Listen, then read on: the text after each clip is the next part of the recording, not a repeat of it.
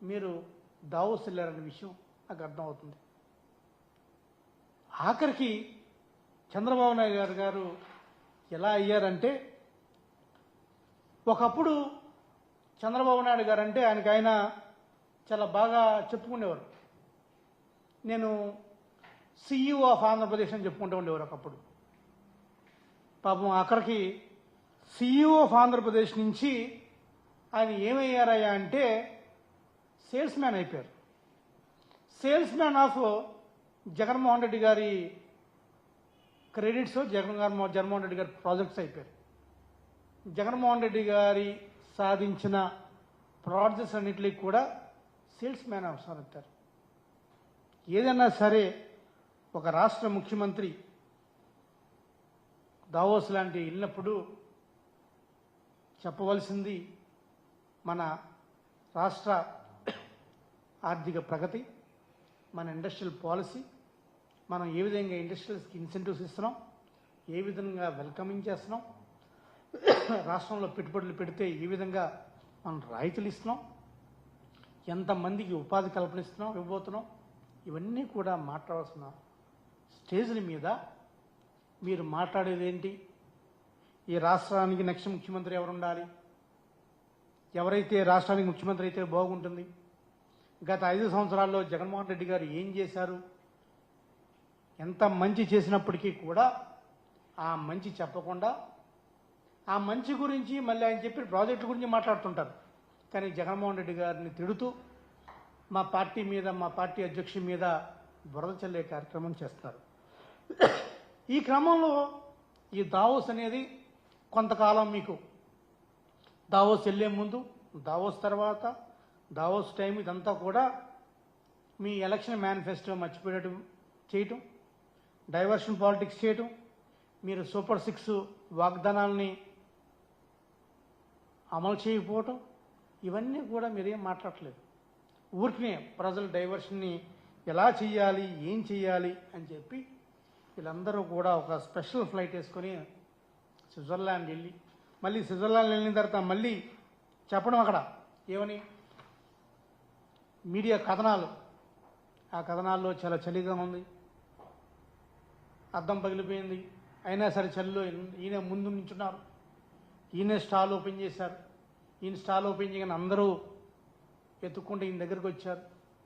మనం ఎత్తుక్కుంటూ వచ్చారు. పాపం కష్టపడ్డారు. కష్టపడిన దానికి ఒక్క MOU, నేను 1 కాదు 2 కాదు 10 కాదు 30 కాదు అడగట్లేదు, 50 అడగట్లేదు, ఒక్క MOU. ఈ ఒక్క MOU చూపిస్తే ఈ రాష్ట్ర ప్రజలు ఆనందపడతారు కదా, అది మాట్లాడలేదు. ఏ MOU గురించి కూడా మాట్లాడలేదు. మళ్ళీ ఆయన ప్రెస్ మీట్లో చెప్తున్నారు, IT రంగాన్ని నేనే కనిపెట్టాను, నా వల్లే హైదరాబాద్ డెవలప్ అయింది, నా వల్లే సత్యనాదెండ్ల మైక్రోసాఫ్ట్కి వెళ్ళాడు, నా ద్వారా మొత్తం అంతా కూడా చేసిందని చెప్తుంటారు. ఒక్కోసారి చదువుకున్న వాళ్ళంగా ఒక్కోసారి కొంచెం ఆశ అనిపిస్తూ ఉంటుంది. సత్యనాదెండ్ల ఎప్పుడో 1992లో ఆయన సాఫ్ట్వేర్ ఎంప్లాయీ, 1992లో. 98లో మైక్రోసాఫ్ట్ హైదరాబాద్లో ఆఫీస్ ఓపెన్ చేశారు. 98 అనుకుంటాం, అది టెంపరీ సెంటర్ ఓపెన్ చేశారు. 98లో ఓపెన్ చేస్తే టెంపరీ సెంటర్, 2004లో పర్మనెంట్ బిల్డింగ్ కట్టించింది ఎవరు, పర్మనెంట్ క్యాంపస్ ఇచ్చింది ఎవరు, రాజశేఖర రెడ్డి గారు. 92లో సాఫ్ట్వేర్ ఇంజనీర్కి 98లో టెంపరీ క్యాంపస్ పెట్టిన ప్రముఖులు, నేను సత్యనారాయణ నేనే సాఫ్ట్వేర్ ఇంజనీరింగ్ చేశానంటే ఏదన్నా నమ్మటానికి ఏదన్నా అర్థం ఉండాలి కదా.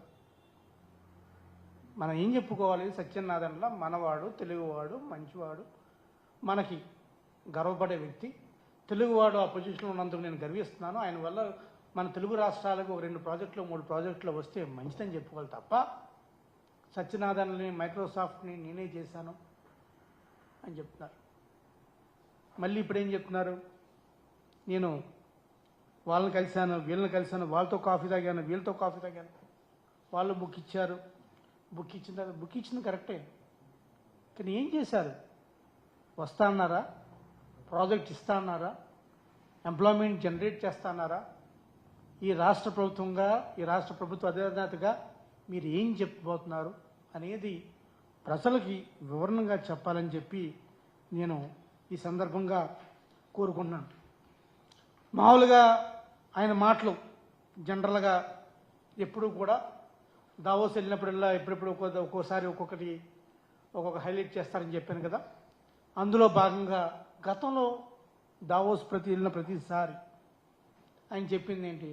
వైజాగ్లో మైక్రోసాఫ్ట్ వచ్చేస్తుంది, విప్రో డేటా సెంటర్ వచ్చేస్తుంది, భారీ హార్డ్వేర్ పరిశ్రమలన్నీ వచ్చేస్తున్నాయి, అక్కడికి వచ్చేస్తున్నాయి, ఇక్కడికి వచ్చేస్తున్నాయి, ఆంధ్రాకు అలీబాబా వచ్చేస్తున్నారు, లేకపోతే ఏపీకి ఎయిర్ బస్ వస్తుంది, విమానాలను తయారు చేసే కంపెనీ ఎయిర్ బస్ ఇక్కడే పెడుతున్నారు, లేకపోతే అత్యధిక స్పీడ్తో వెళ్ళే రైల్ని తయారు చేసే company high speed train factory ఇక్కడే తయారైపోతుంది, ప్లేస్ చూస్తాం ఇదే తయారైపోతుంది,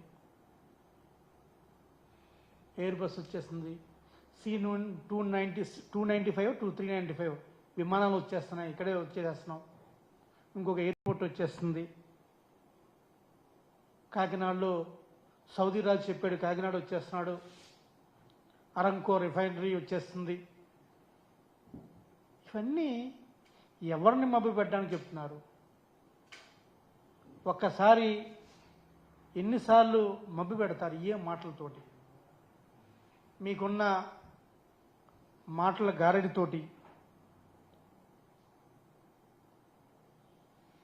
రకరకాల కంపెనీలు వచ్చేస్తున్నాయని చెప్తారు.